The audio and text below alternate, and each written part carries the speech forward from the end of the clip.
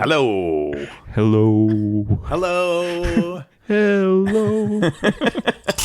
Let's go! Hey, kids. Hey, Dad. War crimes will be prosecuted. Does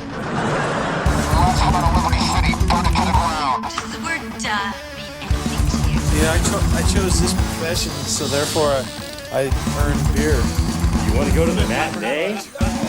The feeling is definitely there. You don't know my name! It's a new morning in America. This is the old dude, Howard J. Reynolds. Step into my office. Not going to be too many punks. Don't you stop worrying about the punk?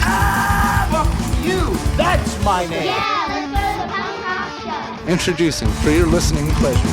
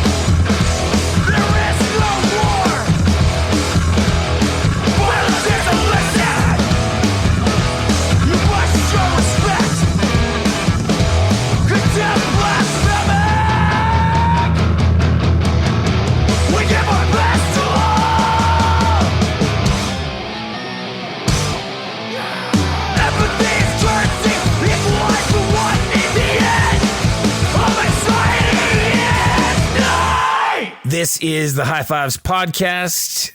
Moke's here. Moke? Hey, Nate. How's it going? I'm good. How are you? I'm good. That was Western Addiction, a song off their new album, Frail Bray. Lorette is the song, and it's episode 58, and it's June, and it's best of 2020, because that's what we do in June. Best of 2020 so far. We figure let's bring in somebody else so that you don't just have to listen to Mike and I go on and on and on about our favorites of the year. We have Jason Hall from Western Addiction. How's it going, man? Good. Thanks for having me. Yeah, thanks for joining us. How's life? How's the pandemic? How's the isolation? How's your world, man? Band world's terrible. Yeah. Well, but I mean, you do have time to do all this stuff and I really like this stuff, and you work on videos and all that stuff. Regular life is okay. I'm lucky because I can work from home. I'm an introvert, so I don't need to leave the house ever. But I mean, other people in my house are not, and they don't love it, but I just do. I mean, today I built a deck in our backyard because I work with computers all the time and typing. So eventually I'm just like, I'm not going to type one more word. And I go out there and smash my hands with a hammer, which I did. I got my middle finger's really swollen. I cut it and bled all over the deck today. So the pandemic's not treating you well. It's okay. I mean, I like doing my own stuff, and so of course people are suffering, and I hate that. And the band is like, it's bittersweet, but I mean, when people are on the front lines and I'm like talking about my rock band, it makes me feel bad. So sure. It's weird. But it has to kind of suck putting out an album. Like, you guys basically put out an album and then don't get to play a show. Yeah, we canceled all our shows. I actually think the two bands before us got it worse. This band, the Bomb Pops and Pears, Mm-hmm. We asked to pull our record out of the loop to try to pause it, but it was too far into the digital distribution and it would cost money to pull it out. And we're too small, we're not big enough of a band for them to, call Dr. Spotify and say no. So we. I haven't heard of Dr. Spotify Oh, before. he's buddies with Fauci. I thought he was a lot more like Dr. Mario. Yeah, a little like that too. Yeah. He's playful. And so, yeah, we couldn't pull it back, and so it just had to roll with it. And luckily, there's a lot of admin to rock and roll. It's the most uncool, boring stuff that nobody sees or bands just don't do because they don't want to do. I happen to like this, and I love doing podcasts and talking to people and, making videos, and the other dudes in the band, they hate it.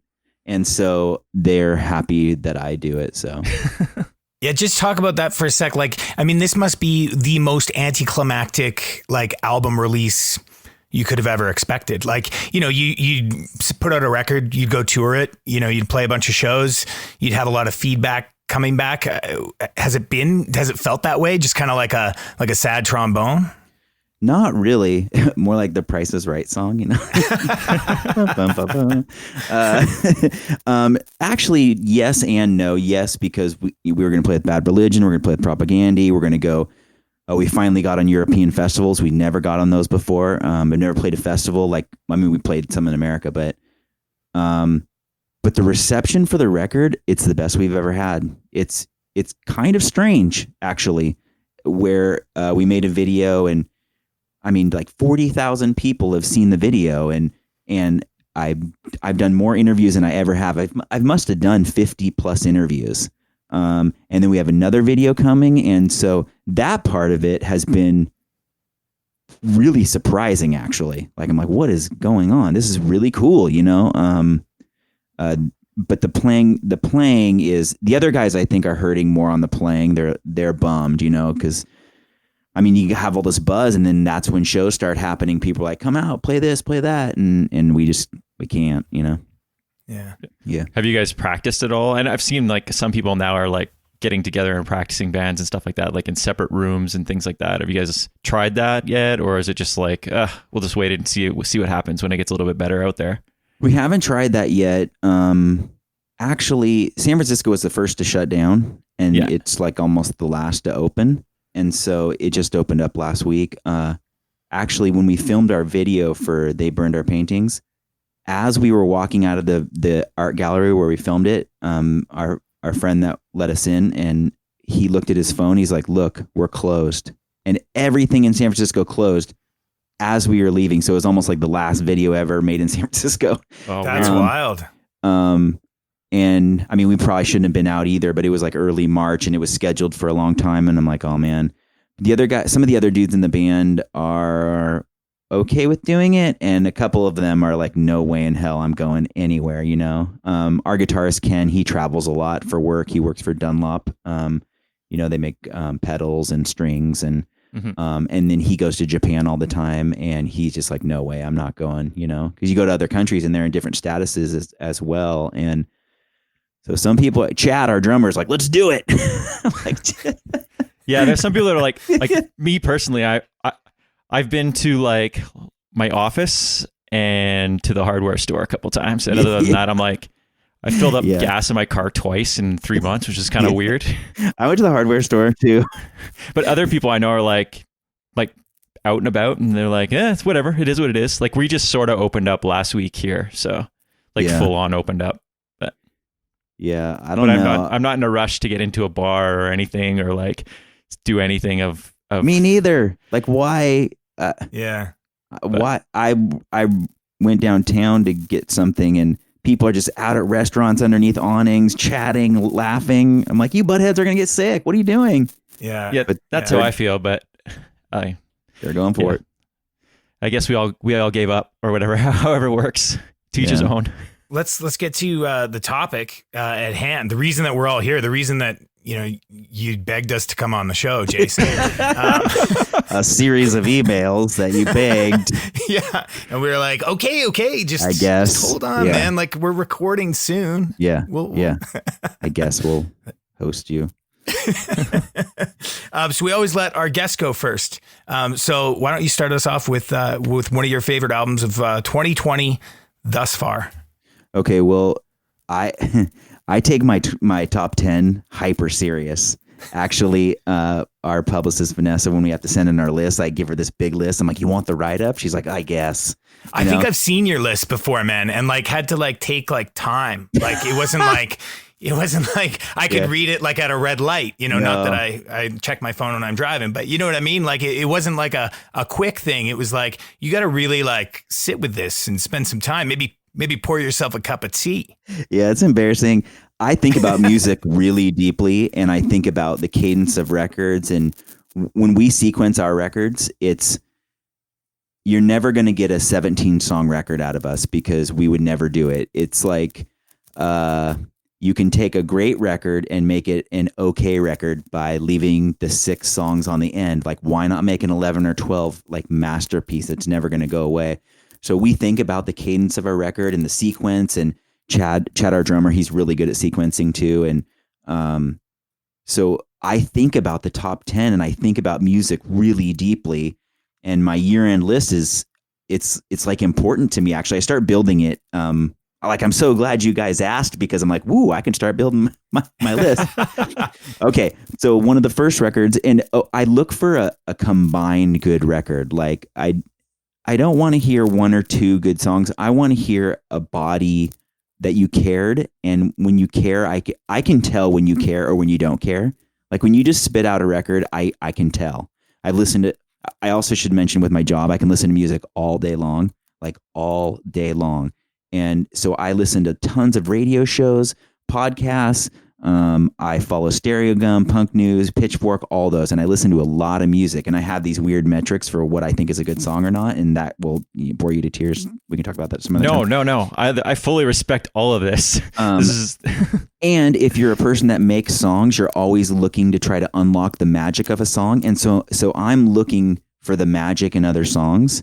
And I have theories on the way you get to the magic. Mostly it's vocal melody, but there's other ways you can get to the power and magic of a song, you know, like, it can be, you know, Yesterday by the Beatles, or it can be Executioner's Tax by Power Trip. But it's like this, there's different ways into that power and that magic, you know? Do you know that song by Power Trip? I do. It's Mike's like a big Power Trip fan, like both in life and the band. I mean, with his aggression at work and this. Exactly. Well, I was telling my friend's son the other day, because he's getting into music. I go, there's this band Power Trip, and they made this one song, and it's called Executioner's Tax.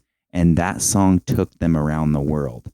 And if you think about it, it did. It's like, yeah, there's other good songs on there, but it's really thrashy and really aggressive, and it probably doesn't grab people as much. And you can just tell whenever somebody likes a song or not. You just look at the audience. It's super simple. You know what I mean? If the audience doesn't like it, you get rid of it. So you watch a band like Power Trip, and they make Executioner's Tax, and you're like, this is kind of cool. And then you start seeing them getting every support slot on every major metal tour. And then you start seeing pictures of them in like Kuala Lumpur and you know, these odd touring like Southeast Asia, like they're getting to places. And that is one song took them around this earth, you know. It's so tight to think about that. And that's what I'm kind of looking for. So because you have a PR background in working for record labels and whatnot, do you see or understand that in a different way then because of that? Or was that always the way you looked at music? No. Before you started doing all? It wasn't. I just liked bands when I was younger. You know, sometimes when people just like bands and they're like, they don't know why. Now I think of the why. And I'm always trying to figure out the why. And since I make songs all the time, I'm like, oh, this is the why. And I don't expect everybody to think about the parts of music intricately, but you'll just know when they're like, I don't know, I just like this song. And you know why. Sorry, that, you know what I mean? No, 100%. Yeah, like that's sort of how I think about things. But I also have lately, as I get older, for some reason, it's gotten like less articulate, and I'm just like, no, I just like that song. Well, it's harder too, because when I worked at the label when I was younger, I obviously pushed some bands out of the sheer just bravado of youth. I'm like, you got to listen to this. It rips. You're like, that's your rationale because you like it? You're like 22. Get out of here. But now it's like harder and harder to find these records that are significant. And that's why my top 10 mean so much, because it takes a lot more to get in. And it's not because I don't like I'm bored of music. And when people say there's no good bands, I say, get the hell out of here. There's always good bands. You're just not paying attention, you know? Yes, I 100% agree. It drives me insane. That's a big pet peeve of mine when people are like, especially as you get older, and if you've grown up with people in bands and music, and they're just like, yeah, well, like, unless it's this, it's not really good anymore. And I'm like, you're just not looking. I'm like, you can't just say because a band's a punk band now that you don't like it because it's at 30 or 40, you're not supposed to like punk anymore. Like, there's good bands that write like simple 3-chord punk. There's great bands that write intricate indie rock songs. There's great bands that write hip hop. You just have to look for it. Absolutely. I absolutely agree. And I'm at a point where I'm kind of seeing this universe. I'm not saying because I'm smart or anything. I'm just seeing like a good song is a good song is a good song, whether it has a banjo lead or it has, you know, a hip hop, somebody doing some crazy phrasing over it.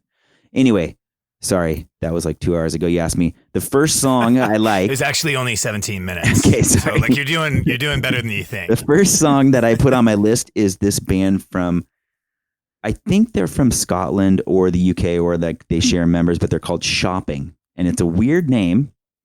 And like, can you imagine like trying to search for the band and like, I'm going to look up the band Shopping. I fucking hate that stuff, man. When bands give them their names like these, the most easily, you know what I'm saying? Yeah, it's just a word that could be Googled a million different ways. Yeah, at first I'm like, how the F do I find this?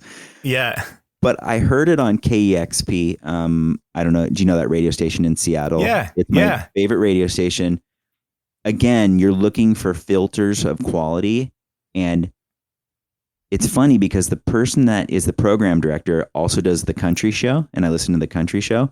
But it's not like pop country. It's not like, you know, banjo pop. It's like as thriving as punk or metal, there is a completely thriving country scene. And it's awesome. It's really cool if you really listen, you know, and of course there's boneheads with bad lyrics, but if you find the good ones with good, like crazy playing, really interesting lyrics, they're road dogs. I'm like, that's just punk. It's just twangier, you know, it's like, anyway, so I heard Shopping on KEXP, or I also saw them touring with this other band. It was my favorite record from last year. They're called Automatic. They're from Los Angeles. It's like these 3 women and it's like minimalist Devo post-punk.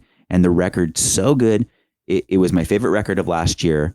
And funny, actually, the person that took the cover photo for our record is friends with them. And so I kind of reached out and said, oh, I love your band. I tell people I love their bands all the time, which is a little strange, but I love it when people write me a note, you know? So I just said, I love your record. We have a friend in common, and they wrote some nice note back. But anyways, I heard Shopping, and it's like, do you know the band? It's like, it's very like angular pop. It's like, it felt like it had a bit of that 80s vibe to it, like that kind of resurgence of that 80s vibe, but like not 80s. It sounds like 80s done a little bit in 2020. Like there's a progression there. Yeah, like a modern version of. Have you ever listened to the Peel sessions? You know John Peel? Yep. So someone compiled all the Peel sessions recently, you know, and like hundreds of them. And there'll be some bands on there like Flock of Seagulls or something, and you're so used to seeing like MTV and the sheen and crazy hair, but hearing those bands live, they were kind of edgy, like, and it's the same kind of sound, but this is the equivalent of that, but not with the 80s production. It's like angular pop punk song, well, not pop punk, but power. It's like, I thought it was kind of power poppy a little it bit. It is. It's like post punk with pop, and it's like Devo-y, and it's really I don't want to say not groovy, but you know how bands have a groove. It's more like Anxiety, like our band, really tense in a way, and they're just this 3-piece, and the drummer sings sometimes, and I just think the record's pretty good. Well, speaking of awkward and anxiety, my first selection of Best of 2020 came out in February. It's Brave Faces, Everyone, Spanish Love Songs new album. Do you listen to Spanish Love Songs? I've met those guys before, and we've played with them once. I didn't know I get to hear your top 5. I'm into this. Yeah, Okay. yeah. Okay. We're all gonna do it. All right, let's do it. Anyways, Spanish love songs. Brave Faces, everyone. The song I chose is Self-Destruction as a sensible career choice. I mean, we've talked about this album a couple of times on the show. It's a sad album, which is to be expected as a follow-up to Schmaltz, which was also a sad album. But it's just like so lyrically rich. The thing I really like about this record too is it's like a window into the mind of depression. And I think, depression and mental illness and even addiction, I mean, those are hard things to explain to somebody who hasn't experienced them, or like, even if you have a family member that's going through that kind of stuff, like if you personally haven't experienced it, it's really hard to understand. But I feel like this album offers a window into that understanding. So it's not like I'm an expert walking away going like, I understand depression, but like I have a better understanding about it now. Oh, that's cool. Yeah, like just the way in which he tells this like really vulnerable story. And I kind of assumed it was like more about his life, looking back on his life. But reading some of the reviews of the record, it's actually was written in the 30 weeks that they were touring Schmaltz, the album before. Okay. So it's like a smaller window, right? But I really, really like this record. I mean, they're definitely that band that's kind of just I don't want to say just hitting, but like they're definitely growing in popularity. And I think this was a really great progression record. Like, it wasn't a repeater by any means. It was a progression into a next level for this band. So Spanish Love Songs is my pick for number 1. Ooh, cool. I'm going to check it out right after this. Yeah. Yeah. Cool. I love when people give me suggestions and share music with me. I'm always doing it to people and I feel like I'm bugging them. But when somebody's most like, people like it, I think. I don't know, man. Or maybe I bug a lot of people. So at the end of the year, we do a top 10, we do a top 5 for the end of the year, and Mike does a top 35. Ooh, I like so if that gives you any idea, you guys could be best friends. Yeah, I think I'm gonna text you, man. That sounds good to me. I'm coming over. Yeah, this is the first time I've ever really struggled with it, and I think is because of how everything hit with the pandemic and stuff like that. I got kind of in a weird funk, and I couldn't listen to music. And it's so weird. Like all I've ever wanted, because I'm kind of like alone. Like I like sitting at home and listening to music, and I don't do a lot of stuff. And I was like, all I ever wanted was more time to sit around and listen to music. And I just sat there and I listened to probably like 4 albums and like and then I just put like, I had listened to a lot of old jazz and like soul records and stuff like that as like comfort more, I guess. So like, I feel like I'm so far behind. Like I just listened to you guys' record last week, and normally I would have listened to that a long time ago. Like it's just because I do that. That's all I do is consume music. I go through blogs for and publications for like days and days, just picking out songs and like. Ooh, that's awesome. Yeah. But this year I was like, I don't know, I'm underprepared for this. So my list is probably going to be underwhelming for right now. So let's hear it. That's my caveat for the. It's good. Let's hear it. Okay. So the first one is Tommy Ray. And its first hits are free. I know we talked about it on the show last time, Nate, a little bit. It's his first solo album and he's a singer from The Cry. I don't know if you ever heard The Cry before. I haven't. I'm going to check both of these out. They're like a garage glam punk band. So Ooh, I like with a little bit of power pop, super catchy stuff. I just really like this album. It just, I know they're all like, I kind of did some digging on it. And he said a lot of them were supposed to be Cry songs. It just didn't work for them. So he reworked them into a solo album. Ooh. And the song I picked was Good Love Gone South, just because I thought it was the catchiest. All right. It's a great record, man. Like it, and I see why you like it now, Mike, because it's kind of got like that. Like I feel like there's a little bit of a Clash vibe to it too, like almost like a Rancid, like but with sugar sprinkled on top. I don't know if you get any of that, like a sweeter Rancid. Yeah, I guess. No, I don't see it.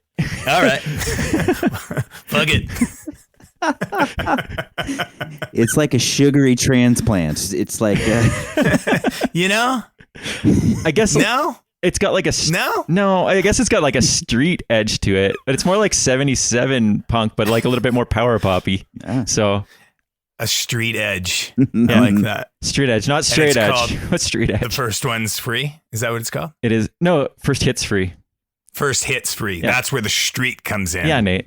It's very street. No, I get it. Very street. You wouldn't understand. Yeah, clearly. As I sit in my suburban home, I know all about the streets. Yeah. My suburban Canadian home. Yeah. It's so rough around here. Okay, so this is how we do it after this. We just kind of go through we just go around the circle. Okay. So we'll start with you, Jason. All right. So the band is called Shopping, and the record's called All or Nothing, and the song that we're listening to or going to listen to is called Initiative. Spanish love songs, Brave Faces, everyone. The song Self-Destruction as a sensible career choice. And Tommy Ray, album's First Hits Free, and the song is Good Love Gone South. Love spelled with L-U-V because that's real classy. Oh, that's straight. Yeah.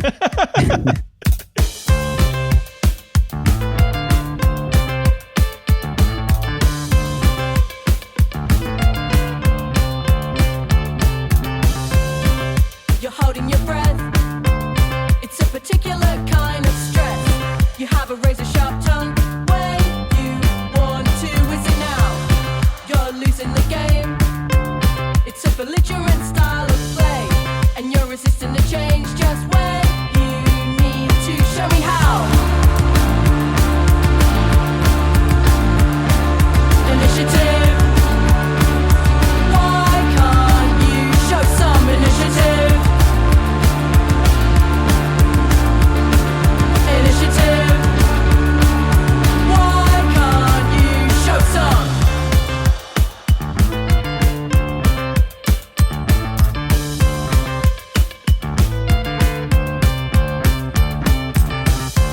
I'm not holding your hand. It's not your typical way out. But when the crunch time comes around, you move to the back of the line. I think I know what you need. And now you're listening carefully. You seem so sorry when you have to. Is it now? Initiative. Why can't you show some initiative? Initiative.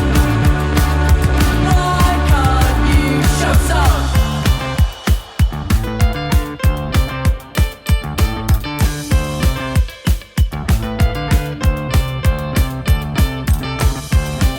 You're holding your breath. It's a particular kind of stress. You have a razor sharp tongue when you want to. Is it now? I'm not holding your hand. It's not your typical way out. But when the crunch time comes around, you move to the back of the line. Initiative. Why can't you show some initiative? Initiative.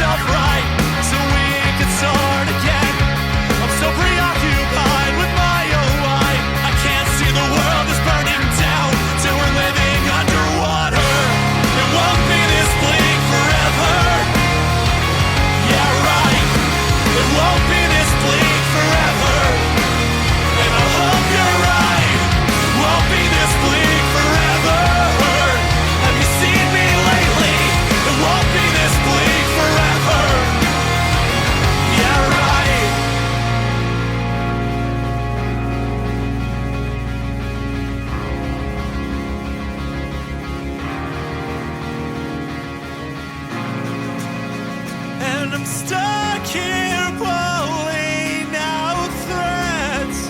This won't move in reverse. I'll die here in the Midwest. What can I live with that? It won't be this bleak forever. Yeah, right. It won't be this bleak forever. And I hope you're right. It won't be this bleak forever. Have you seen me lately? It won't be this bleak forever. Yeah, right. It can't be this bleak forever. It can't be this bleak forever. It can't be this bleak forever. Have you seen me lately? It can't be this bleak forever.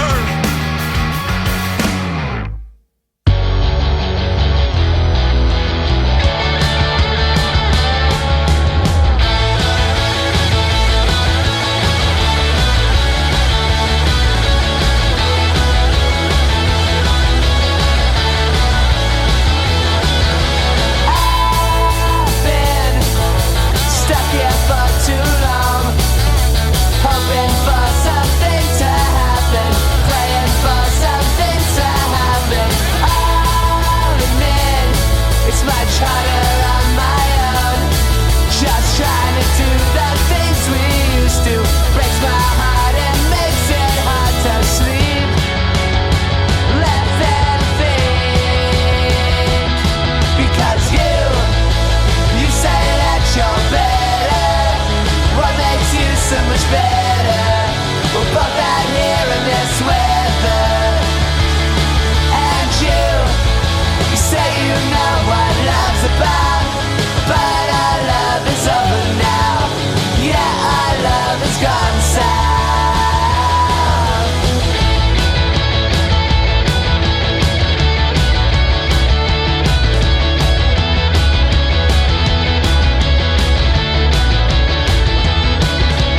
I ain't sure where to even start.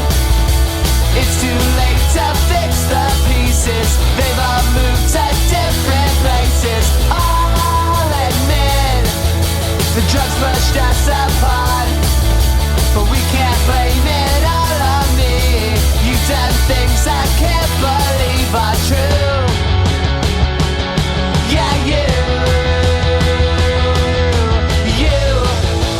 say that you're better. What makes you so much better?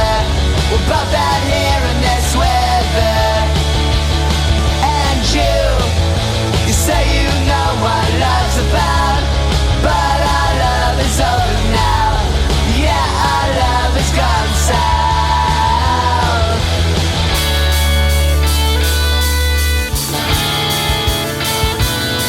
Woo! La la la la la la la. La la la la la la. La la la la la la la.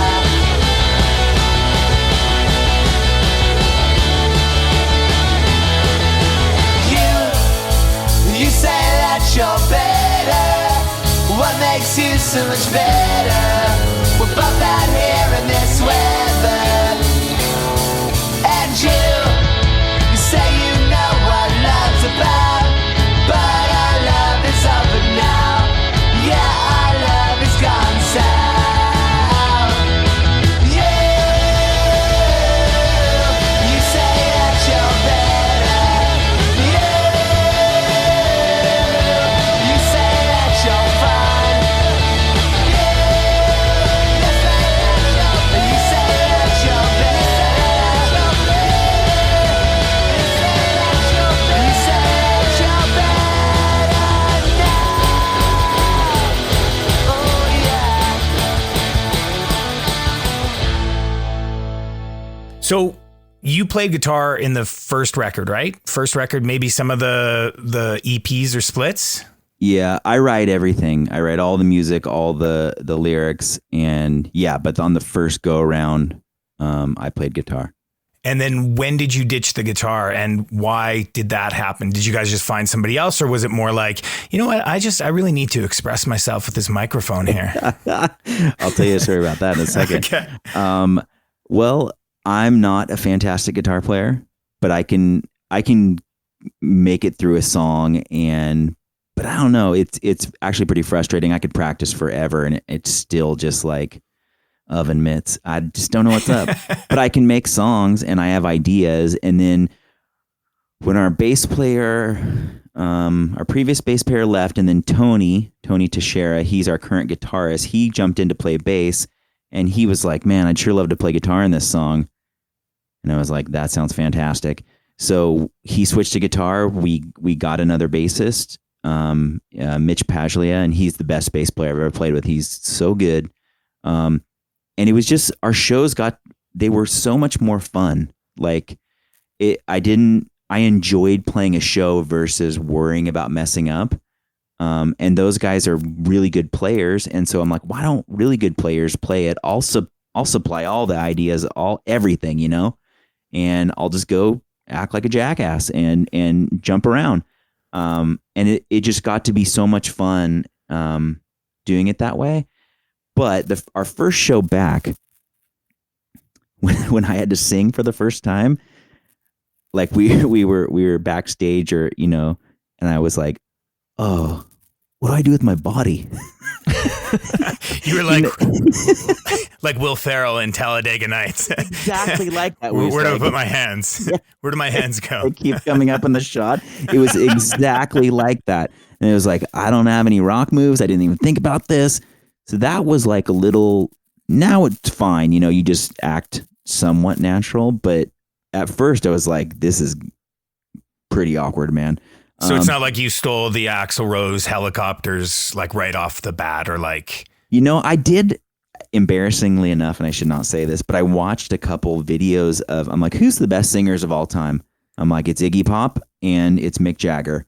And if you watch like their stage presence, it's crazy. And I mean, I can't take my shirt off and throw peanut butter on people like Iggy Pop, or jump around like a cricket on fire like Mick Jagger. But it was like, don't sell yourself short.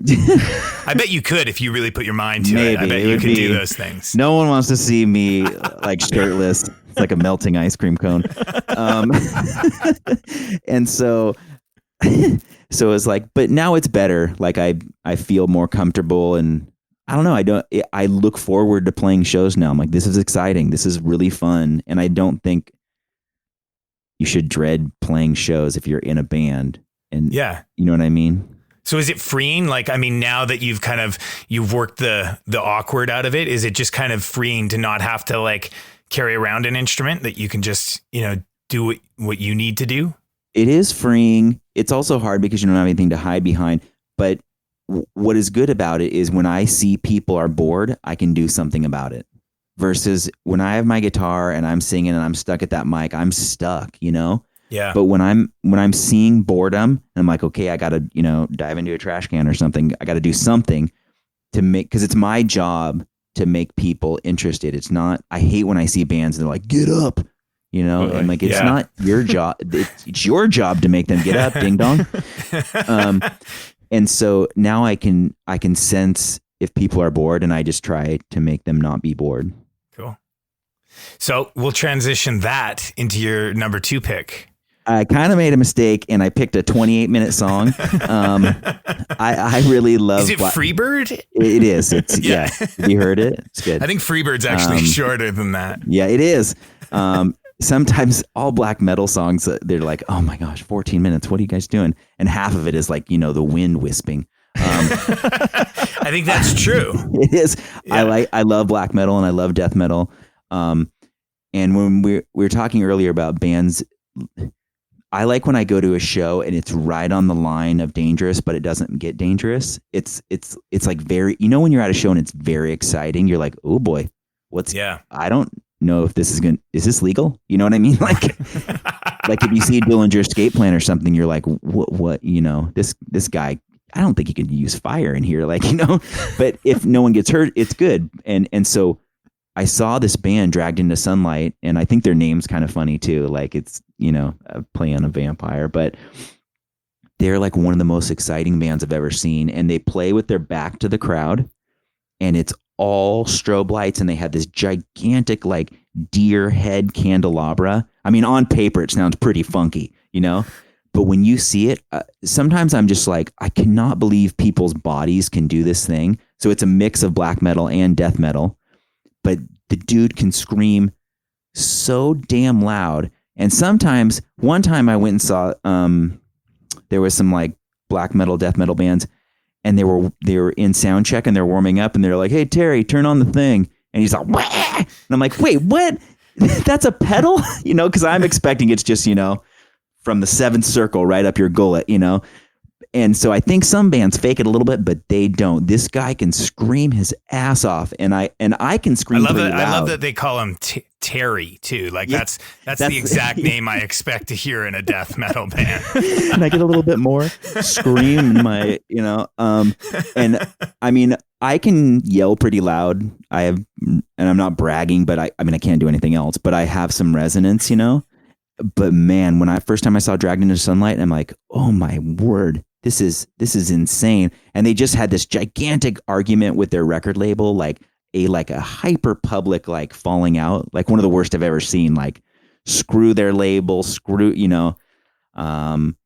anyway, we're ditching that song, but it's called Terminal Aggressor 2. And I think it's like a get out of contract record because it was just like a gigantic FU to their record label. Anyways, we're bailing that. Because you can do that on your own time. It's 28 minutes long. And their songs are so scary too. Anyways, okay, so I'll go into my next one. It's Jesse Daniel, and the song's Rolling On, or the record's called Rolling On, and he's a country guy. I listen to lots of country music, and not like Florida Georgia Line or whatever, like Rascal Flatts. That's something different. Yeah. It's fun. I can always tell when a pop country song, like when Rihanna was like, "I'm not into it. You guys take it," and then and then one of those bro country guys, and you can also tell pop country too because they're so happy. But when you think about real country, it's like all undiagnosed depression. It's like it's what I mean. It should be like it's goth, but with cowboy hats. So there's a super thriving country scene. And so I listen to this show. It's called Swinging Doors on KEXP. I listen every single Thursday. It's a great country show. And I have one country friend, my friend Chris, who does that podcast, Walking the Floor. And so I don't really have many country friends. And so I'm like, dude, check this out. So I listened to this guy, Jesse Daniel, and I liked his song. And I sent him a note on Instagram, and I'm like, I like your song, man. And sometimes people like piss off or they don't write back. He's like, guess what? I know your band. I'm an old punker. I'm from Santa Cruz. And he wrote me this super nice note. And he's like, come on out to the next show and we'll hang out. And then I watched a couple of videos of him on YouTube, and I could just sense that he was like an old rocker, but he likes country just like I do. But he could play it and he can really sing. So, and the song's called Mayo and the Mustard, which is weird, but that's a metaphor for the lines on a road, keep it between the mayo and the mustard, the white line and the yellow line. And it sounds corny, but some of the best lyrics are approachable so people can understand them, not like our lyrics. People can't understand them. But anyways, I'm always surprised when it's a genre music. You're like, it's been done a million times, but no way, dude, you cracked a vocal melody and this song's kind of interesting and I like it. And so I don't know. And he was really cool when he wrote back to me, and the whole record's pretty dang good. My second choice is one of your label mates, actually. It came out in March 2020. You referenced them already on the show. It's their self-titled record. It's Pairs. Yeah. I love this record, man. Like, this is an album that I keep going back to. I just think like they've elevated that. They kind of found their voice within like the melody of their songwriting, and they, like, it's still aggressive, but there's a lot of like catchy choruses now. And like, it just feels a little bit hookier, it's a little bit more, inviting. It kind of harkens back to like that Direct Hit split that they did. which I really like when they cover each other's songs. And it's got those really great melodies infused in it. It's also a really diverse record, so you get a lot of different like song structures, and I really appreciate that in a punk rock record, especially because sometimes I feel like, you know, you plug a punk rock record in and it's just kind of like a flat go from A to B, and this is just like, you know, highs and lows and like what's next. Yeah. So I really like this record. I think it sucks too. Like, I mean, we're talking about all these records that came out this year, and it sucks that like all these bands, including yourself, you know, just had to kind of not shelve it, I guess. Cause I mean, maybe it was better. I don't know. You'd be better to answer this question, but like, you know, the fact that you have this captive audience almost, right? We actually had not a fight in the practice room, but a deep discussion about holding it versus, and half the band was like, no, people need something to do. They'll listen to this. And yeah, I don't know. I still don't know what the right answer was. Mike, your number 2? My number 2 is a band from Vancouver called War Baby. And their album is called You Are Not There, or You're Not Here. You're Not Here. Kind of a shame because it's their third full length, but they just broke up last week. So, they didn't, they just read a thing and they said they had a big long Instagram post about breaking up. One of the members is in the hospital, and this came out literally, I think they filmed a video and they were set to go on tour, and then everything got locked down. And I think that was just the straw that broke the camel's back, and they were just like, we're done. But I don't know if you listened to it, Nate. I'm like a little bit. I didn't, there's been so much. I haven't listened to it kind of all the way through. But it's an interesting record, that's for sure. Yeah, like they've matured a lot. Like it's less Bleach sounding. Like their last 2 albums sound very much like Nirvana's Bleach. And now they're just like, they've got a little bit more melody and a little bit more creativity in it. I think it's pretty cool. I really like it. And you can see like John's old band Sea of Is. You can hear some of that, which is like an acoustic solo thing. So you can see a little bit of that stuff. And I really like it. So cool. Shame they broke up. And I think the song I picked was Renovicted, which is about all like how Vancouver's got a big problem with people like getting kicked out of their rentals for renovations so that people can rent them for more, make them Airbnbs and that kind of stuff. So that's what that song's about. So you think you picked Rent Evicted, or you did? No, I did. Oh, okay. Stop I just wanted to be sure. You're aggressing me. Ever since our HR person quit, like I am on Mike all the time. It's just, it's how our relationship has developed. It's how I show love, really. Who's HR for you guys? Like one of you two guys. I'm telling HR, that's me. We're not some rinky-dink little operation here, Jason. I know it may look that way, but it's pretty sophisticated. There's tons of people in the back room just banging away on keyboards. And I'm like, oh gosh, Nate's going to be coming in soon. There is work to be done. There's time to lean. There's time to clean. That's our motto. In your kitchen. Exactly. Yeah. Cool. I'll bring it back to you. Your second pick? Mayo and the Mustard by Jesse Daniel, and the record is called Rolling On, and I think you should check it out. Pairs. War Baby, Renovicted off You Are Not Here.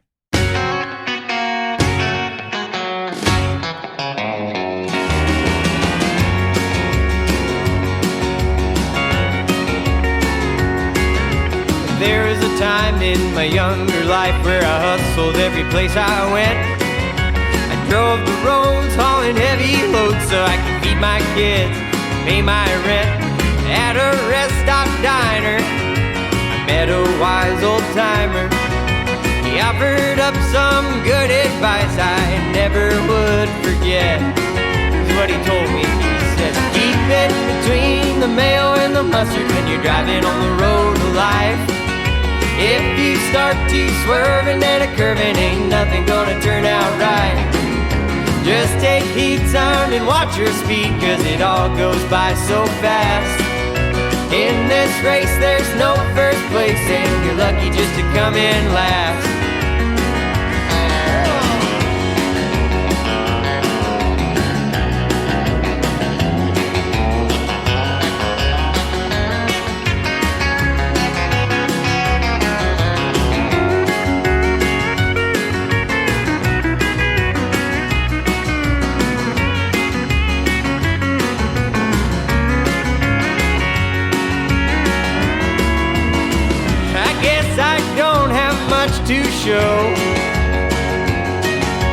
never settled down. Baby, I was always on the go.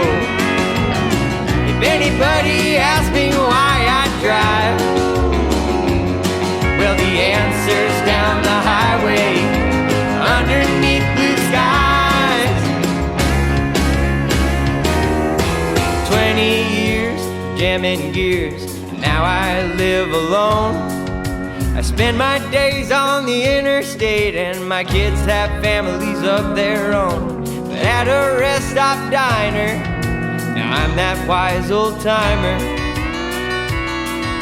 serving up those lessons that I learned them years ago. This is what I tell them: keep it between the mayo and the mustard when you're driving on the road of life. If you start to swerve and then a curve, it ain't nothing gonna turn out right. Just take heed, son, and watch your speed, 'cause it all goes by so fast. In this race there's no first place, and you're lucky just to come in last.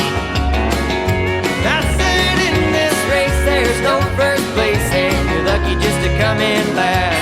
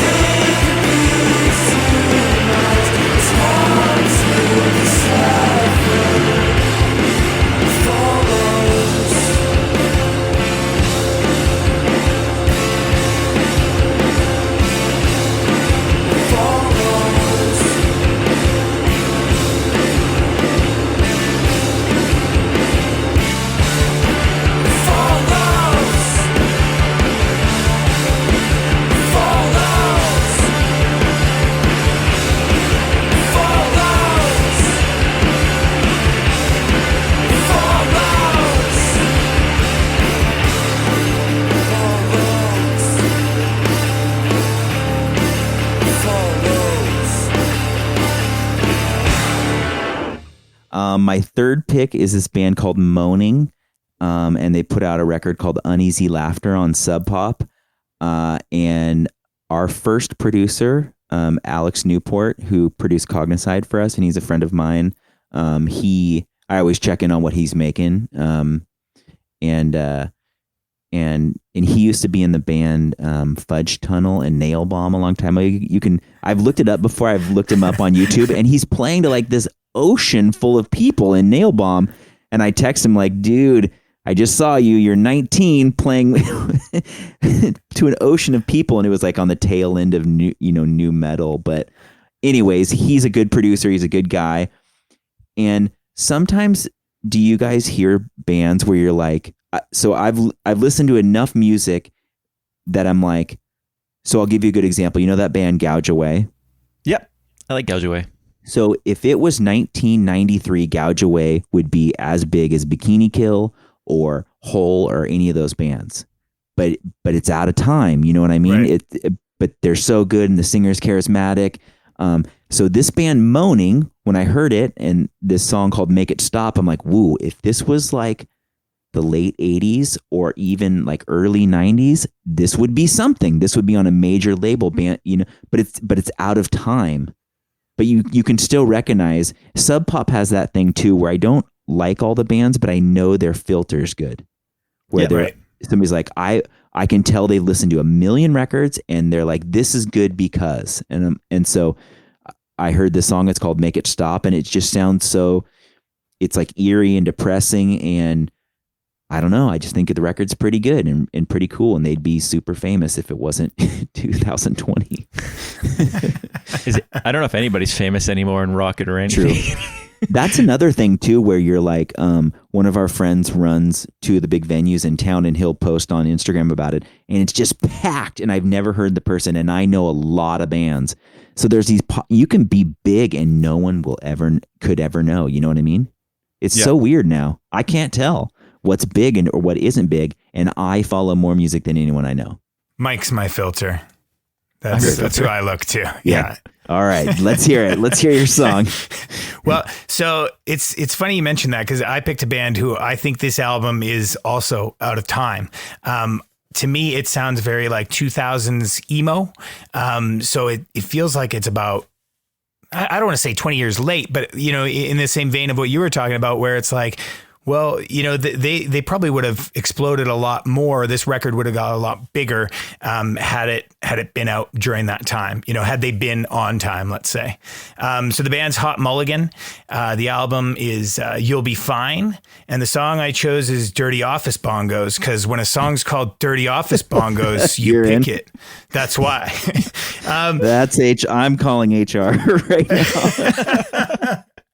It's in constant rotation. And like not an album I was waiting for, which I love, because like you start the year off and what's coming out for the next couple months, and then you get a couple more, and the year builds that way, right? But it's always awesome when like I'd heard of Hot Mulligan before, courtesy of my Moke filter, but I didn't know they had a new record coming out. So when I discovered it, it was like one of those little treats that came out in March, a March treat, if you will.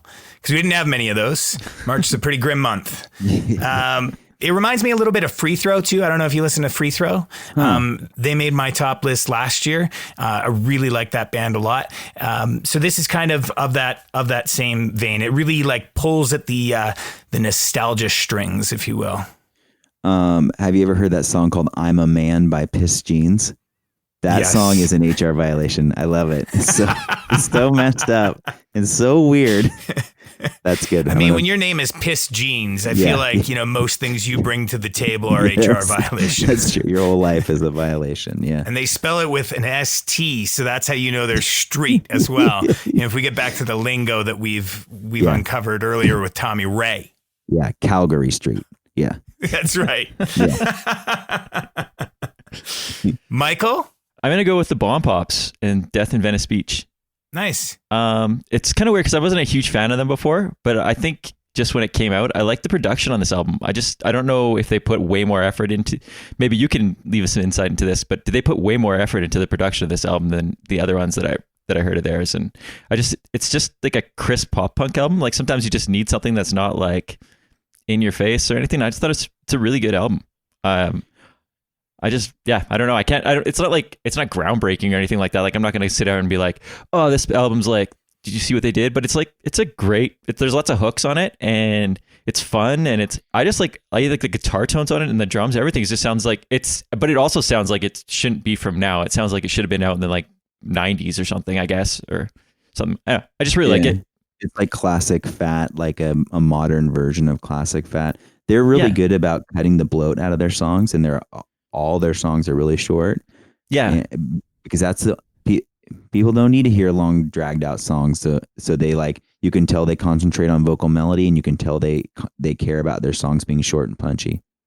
Mm-hmm. Yeah. The song I picked was "Can't Come Clean." I also like. I think it's them fighting. There's like a sound clip with them fighting before. Right. Yeah. In the studio, I'm pretty sure that's them fighting, unless it's just some random sound clip of probably people real. fighting. I'm a sucker for a good sound clip in a song. All right. The song I chose is called "Make It Stop" by the band Moaning, and their record's called "Uneasy Laughter."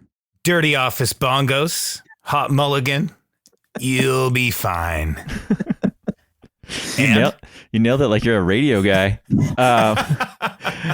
Bump Ups, Can't Come Clean off Death in Venice Beach. It's a podcast, Mike. It's not radio.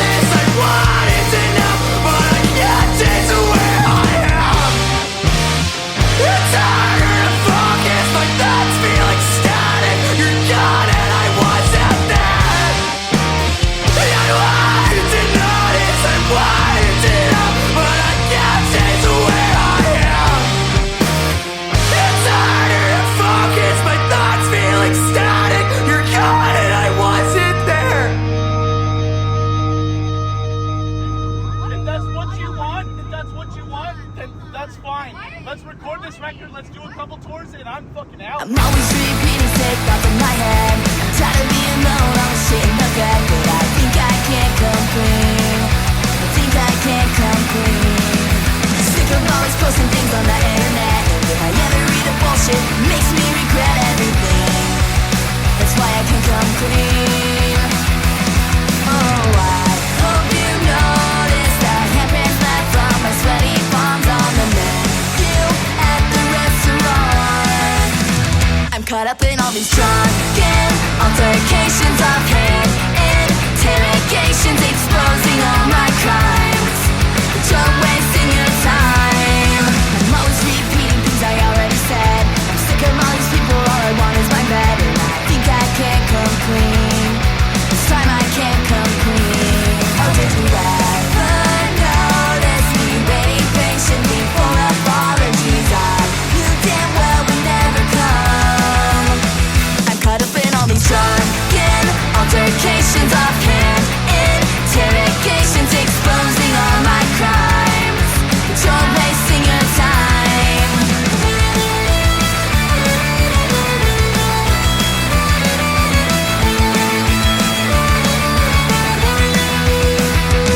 With this broken polygraph, I tried so hard not to laugh. I swear I almost threw up.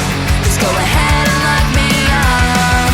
I'm always repeating safe thoughts in my head. I'm tired of being alone, all the shit in the bed. But I think I can't come clean. I think I can't come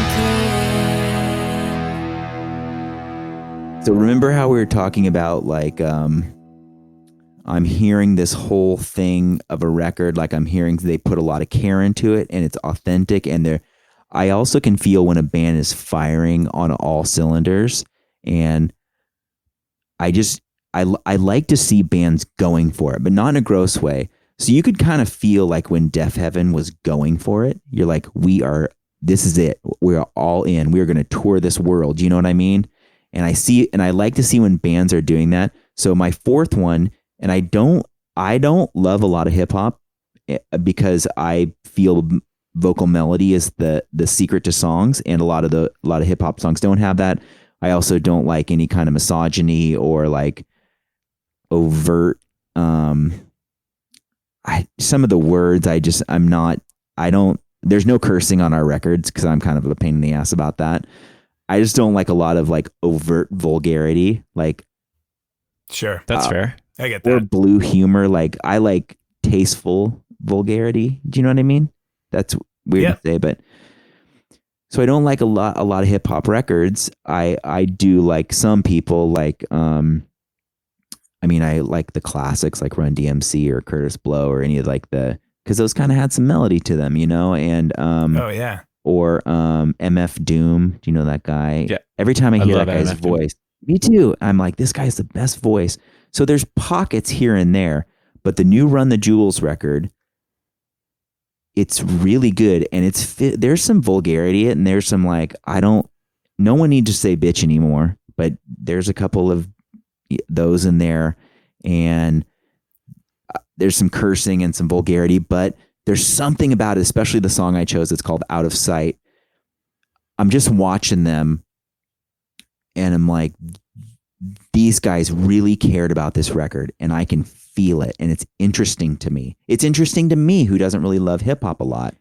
These are songs. Run the Jewels makes songs, but I'm not saying this is a diss at all, but I don't know what Drake makes. Like I don't understand it, and I want to understand it from a music standpoint. You're on a Canadian show here. Sorry, man. You can't touch Drake and you can't touch the Tragically Hip. Those are rules we have in Canada. No wonder you've never been here. Jesus. So Drake and Chance the Rapper, I'm like, this is meandering. Yeah, I don't get it either. But I never say like, oh, this is bad. I just don't understand it because I'm a song person. Or when I see Kanye on Saturday Night Live, I'm like, this is not a song. This is performance art, which is fine too. That's cool. I like performance art, but I'm a song person. And so when it's like meandering and no like structure, I have a hard time with it. Yeah, I really like Drake's a perfect example because I'm often asking people, I'm like, I just don't get Drake. I don't get why it's so good. Like it doesn't, but there's like a lot of hip hop I don't like that's on the radio. Like I don't like Meek Mill, probably for the same sort of reasons you were saying. Like it's just like a little bit too crass for me for no reason, and like the misogyny and thing. But I can see why people might like Meek Mill. But I've yet to figure out why someone likes Drake. Because to me, it just sounds like he's just mumbling over some like really lazy tracks. I'm like, it just sounds lazy to me. Yeah. But I just want to understand obviously, I'm not Drake, and Drake's very successful, and zillions of people like Drake. And I have a podcast in my basement that I do with my friend, so we can talk about music. So that's cool too, man. So you probably haven't listened to many of these shows, Jason. I imagine maybe like a couple minutes, maybe a couple more. Maybe you're a hardcore fan and you've listened to 20. But what typically does not happen is we don't usually pick the same songs, or we don't pick the same albums, or we don't pick the same artists, and we don't talk about it beforehand. We like to do it live. Like Bill said, do it live. Yeah. But right now, you're witness to it. It's happening right here and now. So yeah, I was going to talk about this artist in a really creative way. You know, talking about how it was kind of like Rancid with sugar on top, and like like Cocoa Pebbles on a Saturday morning. And I was put in my place pretty quick. So I'm not going to talk about it really at all. Okay. I'm just going to say what the song is and what the band is or the artist. It's Tommy Ray, First Hits Free. And I didn't pick the same song as Mike. Mike did introduce me to this one. Back to the filter that he is. But yeah, I really like this record, and it's got me into the cry now too, which I really enjoy as well. So I think like two of us, there's only two of us usually, we picked it. So it's going to be on one of our lists at the end of the year for sure. I'm listening to this one after this show. Have you heard of The Cry before? No, I haven't, but I've heard of Tommy Ray, but I'm typing all of your guys' picks, and I promise you I will listen to them tomorrow. I like hearing about new bands. So the song I chose was Life Goes On. Did you like this one too, Mo? I did. Yeah. Okay, good. I actually, you know what? That's it. That's all I'm going to say. I'm actually kind of shocked that you like this band. I don't see it up your alley, but it's great. You threw the glam punk at me, and I can't get enough of it these days. Like it's so good. Like Mike's a big Kiss fan, and he's unapologetic about it. Yeah, exactly. Ooh is right. Yeah. but like this is kind of like I get it. It's kind of that vein, but like also shifted gears into, more of the style of music that we listen to. Yeah. Our bassist came to practice one time. He's like, "Hey man, you ever heard that song called Lick It Up by Kiss?" I'm like, "I have." He goes, "That sounds effing gross." I'm like, "You're right. It is gross." They are the grossest band. For a long time, I wanted to like sit and start a blog and just break down every Kiss song and write ridiculous things because the lyrics are so ridiculous. I'm like, how did this band get away with this? I don't know. How you sit down and write Lick It Up. You're like, this is a good one. Yeah. But that's the worst part is I guarantee Gene Simmons was like, this is gold, man. This is so good. Do you know what I'm coming up with here? Yep. Lick it up. Do you know this is like, he's like, I'm going to get laid from this, and this is all that matters, and I'm going to get paid. And that's all, which is ridiculous that I like it because it's like goes against all my ethics. And I'm like, no, Kiss is good. Anyway, my pick is a band called Oswald Park, which is Geordie from the Creeps and Crusades solo album. So very different from Crusades and somewhat different from the Creeps. But it's called Sad Songs for Weird Times, which is kind of relevant now. I don't know if he released it before all this happened, so it's kind of fortune telling a little bit. But yeah, it's got a melancholic kind of alt punk feel to it. So there's a little bit of power pop. There's a little bit of like harkens kind of back to like early 2000s kind of stuff. And the song I picked was Young, Drunk, and Stupid. Jason? The song is called Out of Sight by Run the Jewels, and the record is called RTJ4. Tommy Ray, First Hits Free, Life Goes On. Oswald Park, Young, Drunk, and Stupid off A Prescription Year.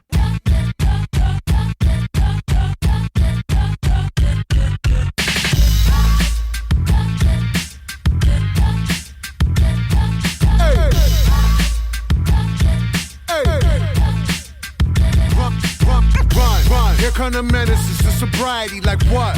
Super thuggers dumping on the cut. Run. My motherfucking Uzi weighs a ton. Hit the drum till you hear it go ba-dum-bum-bum-bum. Run. Piety just really isn't us. With a rush, see you cutting up a pie. That's my lunch. Run. Yo motherfucking pockets when I come. It's an honor to be robbed by Denise's only son. Yeah, ever ready, baby boy, bit it. Moving extra heavy, whipping Chevy. Gotta get it, eat spaghetti with the monster. Vegan bitches feed them dick cause they don't eat no steak and lobster. Sosa was my hero, Honey Tony's just a fucking host. Out of mind, at a touch at a time. Man, I'll smoke a bogey backwards with a thumb up like it's fine. What? Sleep is supper, say, supper sweet divine. Leave me here to drown in glory, you're too good to cross that line. Run. Tragically struck down in my prime by the speed at which the bags are dropping. Should've watched the sky. You don't wanna live this life, it's really not sublime. I'm only doing what I want while hockey loogies at the swine.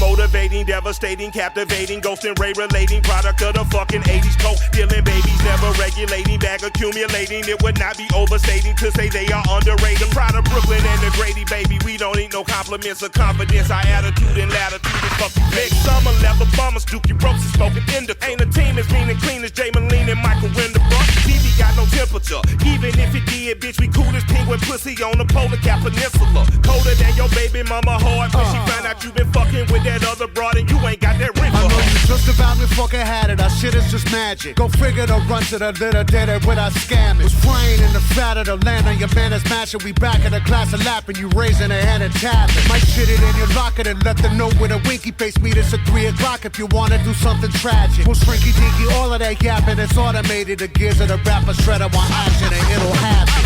You know I'm popping the product of fucking poverty. I'm cool as AC and you niggas, you just wanna bees. I slide on tracks like home plate, ride beats like road rage, got a crib in like 4 states. I get a text like stay safe, text back, I missed that pussy, be home soon and I can't wait. I came from a dream, triple beam and some great tape. Assistant went shopping, put my bags in the 8-8. Hello, Mr. Big Safe, the bank teller trying to get ranked. I buy a hot dog stand if I'm trying to be frank. Just left the hospital making sure my nigga was straight. And sent Bear a couple dollars till they give him a date. Tony!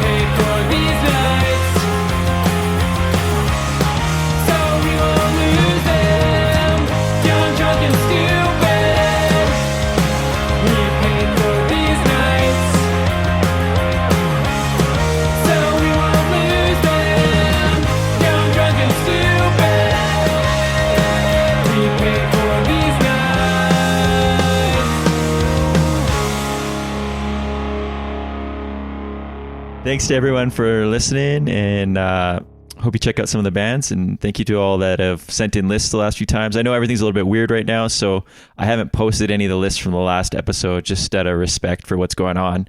But I think maybe by the time this comes out, I might get them on on our Instagram. You can check us out on www.highfives.ca and High Fives Punk Rock Podcast on Instagram. You can send us an email, or if you're really, really nerdy and want to join our WhatsApp chat, you can do that. And you can send us an email or something, and then we can get you in the WhatsApp chat. It's just mainly a bunch of people talking about music or making fun of each other. Thanks to Jason for joining us. It was awesome to talk to somebody else about music that's not as mean as Nate. Whoa. Whoa. Where did that come from? Well, it's the new normal. The new normal. Actually, you're a naming guy. Somebody should have trademarked the new normal. If I hear new normal one more time in read it in an email or in a news broadcast, or everything's the new normal. Yeah, I don't like it either. We can get to our next song. Did I forget anything, Nate? I think you got it covered, man. Yeah, all right. I think you got it covered. Jason, the honor goes to you one more time, but just one more time. Since my 28-minute song got pushed out, I get a bonus pick. This band called Witchcraft. They're from Sweden. I don't know much about them, but I like their previous records. Usually when we go on tour, either Chad or I drive, and Chad introduced me to this band. He's our drummer, and he likes a lot of metal, and he's really well versed. And he's like, check out this band. And I'm sort of a sucker for like a flute riff every once in a while. And they do use their flute. Yeah, the previous record had it's almost like a Jethro, like a Swedish Jethro Tull, just like a flute riff, whatever. There's not too many flute riffs in metal, but I don't know. There's something about this new song. It's a really slow. This new record. It's a really slow record, and the record's called Black Metal too, and it is not black metal. And I love when people mess with black metal, because the true black metal, TRVU or VE or whatever, like the true black metal people get so bent out of shape, and I can see them probably like, what are you guys doing? This is not black metal. There's this one black metal band called Sacred Sun, and it's like this British dude, and his record cover is just like him on vacation, but it's pretty like intense. It's pretty intense, but he gets ripped apart because he's got like his Ray-Bans on and he's standing in front of some monument. But how original is that? It's not a cloak. It's not the Reaper. It's not burning a church. Right. It's just him, I don't know, having a wonderful time on the coast of Italy, wherever he goes. Anyways, I like this record. This guy's voice is really interesting. I just imagine him in like a snowy cabin by himself. And this song, it's called A Boy and a Girl. It just seems really interesting. And I don't know, I feel him feeling those songs, and that's important. Like I can feel the authenticity, and I don't know, I just like the song. Do you know if it's just him on this one? Because I read I was doing some I heard it was coming out, and then someone said it was going to be a solo album or something, because it doesn't sound like the band. Well, it does, because it's but it's not as Sabbath-y sounding as their other albums. Or I don't know much about them at all. I'm going to research it tonight. Yeah, you do that. I'm going to call you guys in a couple you can hours. Google it or Bing it or ask Jeeves. I want to Bing the F out of this thing and call you guys in a few hours. That's the sponsor, man. So perfect. We try to name drop it at least once an episode. I like it. Appreciate your contribution. No, I just was wondering, because when I was listening to it I actually listened to it last night as well, and I was like, it sounds very different than the last few albums. The last two. I think they only have 2 albums and maybe an EP. But it's but it sounded like it was just him. Yeah, like him in a cabin. Yeah, it's good. Yeah. Were you always kind of open to music, or did you go through that phase that most of us went through where you were just like, well, it's punk rock or it's shit? Like, what was your growing up experience? Because as we go through your catalog, it's eclectic, it's diverse. Were you always like that? I always liked music, but I never thought about it. And I obviously had, some crimes growing up, some bad bands I liked, but I think there always were it's a pursuit to get to the good stuff. You know what I mean? So I don't know. I was never like, I was never a punker or a rocker or anything. I was just like a nothing person, but I did like music a lot. And then I just, dug and dug and dug and dug and then got to the good stuff.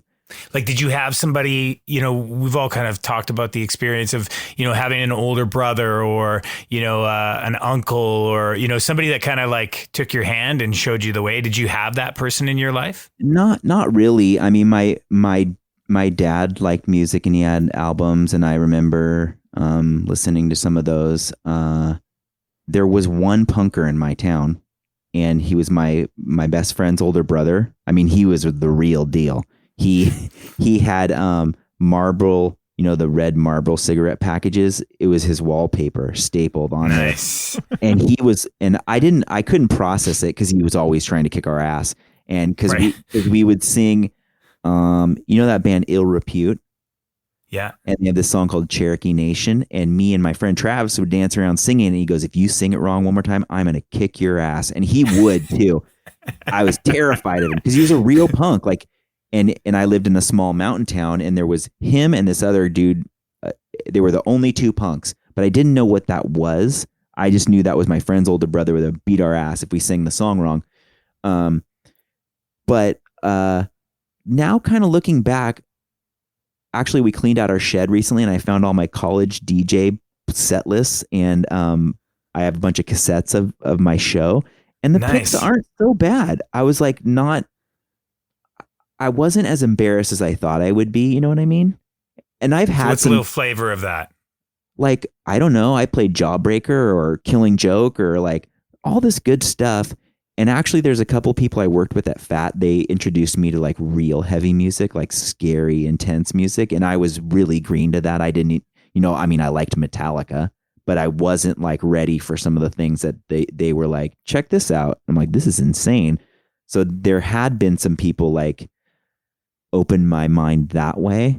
I obviously like loud rock as a broad term. And so I was just finding my way into it, whether that's the Pixies or the Vandals or some like, I used to look for the dirtiest music I could find when I was a kid. And so it was either crazy hip hop or like this band Dr. No. Have you heard of Dr. No? They're from like, I don't know. Oxnard. They have some filthy songs, but I'm like, this is amazing. I should not be hearing, like, if my little daughter listened to Dr. No, I just like throw her stereo away. Like, oh my gosh, what is this? But yeah, I mean, I listened to some bad bands along the way, but I think that's okay now. And it helps me when somebody's like, I like this band and I don't like them. I'm like, that's cool. That's a gateway, man. You'll find some good stuff out of that. Yeah. Cool. I think that's something great about growing up when you're listening to music is now like you go through that music snob phase where you're like, no, that's not cool or whatever. But now as I'm older, I'm like, whatever. I like that band. It doesn't matter. They're not great. It's whatever. I like it. It's fine. And I don't really get edgy. Like when I used to work in a record store and I'd be like, oh, you don't want that, like being that typical asshole and be like, you don't want that album. Don't get that one. Get this one. And I don't want to be that guy anymore. Like I'm just like, oh, if you like that, that's cool. That's not really my thing, but if you're cool with it and like, I can see why you like it and just go with it. You're way happier. I find I'm way happier than when I was like this bitter trying to be too cool thing. I agree. Everyone come in. Like when people are making fun of like Dave Grohl or like Green Day, I'm like, those dudes are our ambassadors. Like don't make fun of them. Just everyone come in. You know what I mean? I'm going to say my fifth choice now. All right. It better not suck, Nate. Oh, it's going to suck. It's going to suck real good, Mike. My last pick is a Canadian band. We call it CanCon on the show. It's short for Canadian content. Yeah. Yeah. That's a thing. I know about it from servicing records to Canadian radio stations when I worked at the label, though. You have to play a certain amount of Canadian music. We have to as well. Yeah. Just kidding.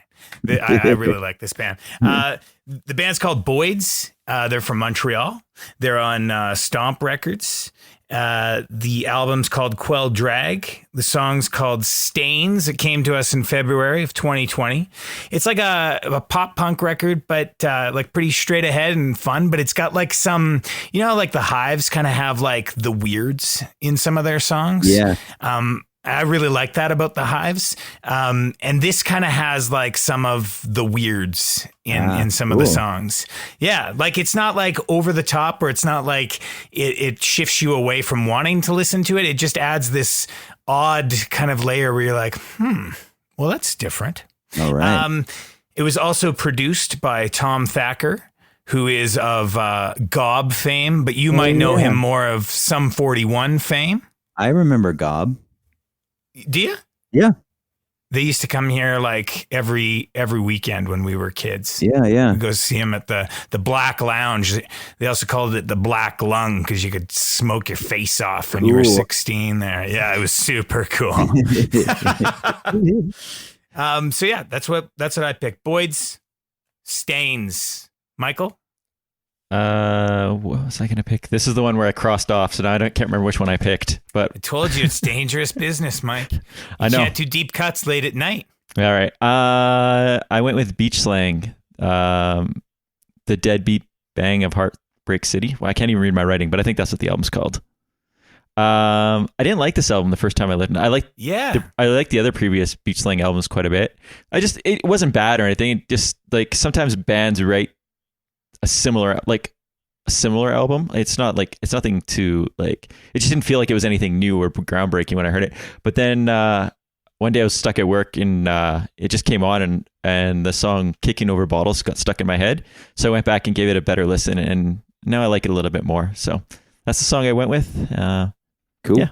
Let's go around the world one last time. Jason. All right. The band I chose is Witchcraft, and the record is called Black Metal, and the song is called A Boy and a Girl. Boyd's Quell Drag Stains. Michael? Beach Slang, the Deadbeat Bang of Heartbreak City, Kicking Over Bottles. Thanks for listening, everyone. Stay cool and be excellent to each other. She looked like a boy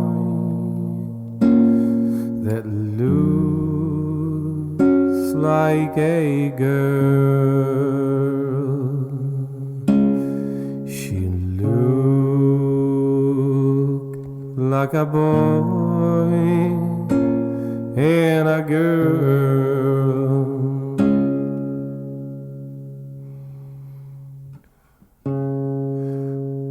All the people surround him.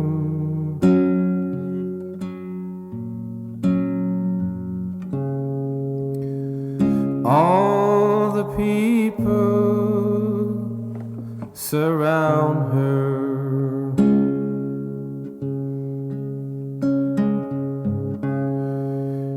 Just like summer in winter.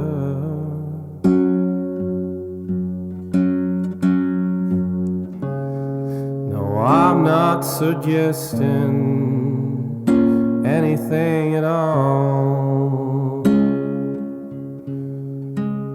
except that she looks like a girl that looks like a boy. She looks like a boy and a girl.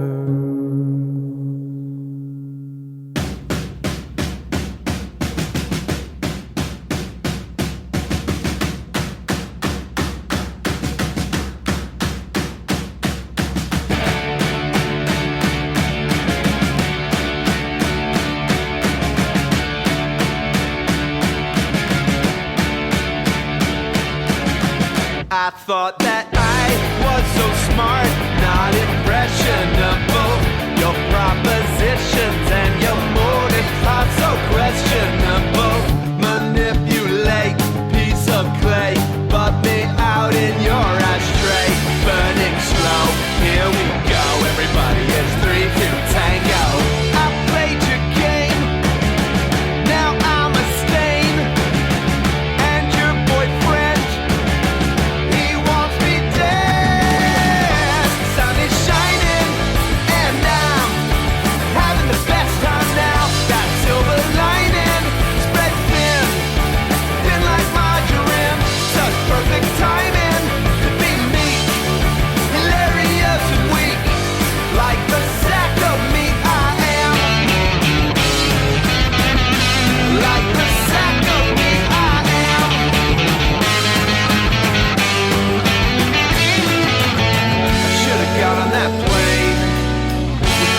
the stains. I'd rather be in Berlin, where the girls are pretty and live fucking diva. It might be coffee, it might be mud, it might be ketchup, it might be blood. Sun is shining and I'm having the best time now. That silver lining spread thin, thin like margarine. Such perfect timing to be me, hilarious and weak, like the sack of meat, like the sack of meat. Like the sack of meat, like the sack of meat I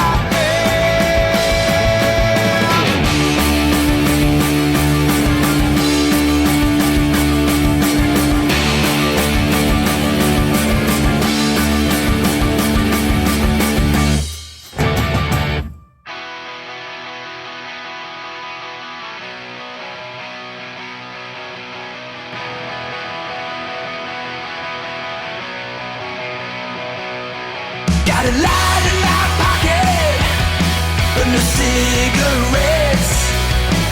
I should have quit drinking before I got bent. I forget it.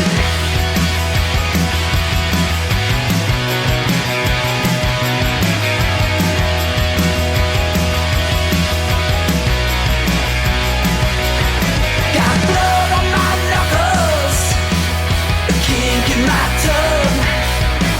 I'm charming, I'm trouble, but hardly enough.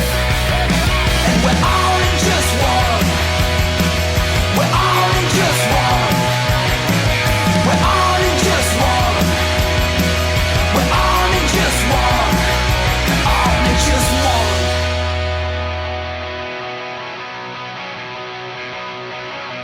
Kicking over bottles, sliding on sweat. Play that one good one. Do we have one of them? Yeah, doubt it.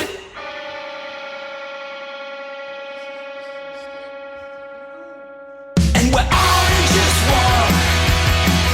We're all in just one. We're all in just one. We're all in just one. We're all in just one. We're all in just one. We're all in just one. We're all in just one. All in just one.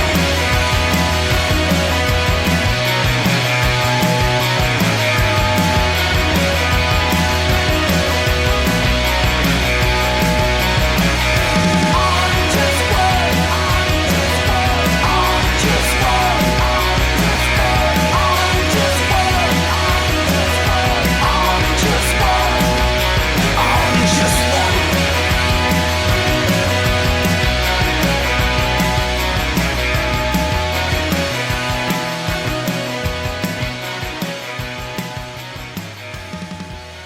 Oh, is this thing coming on here saying I can still be here?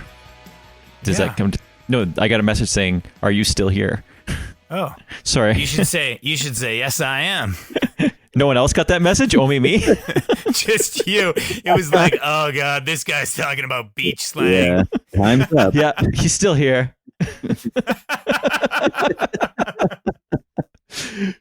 Yeah, just got cut off. So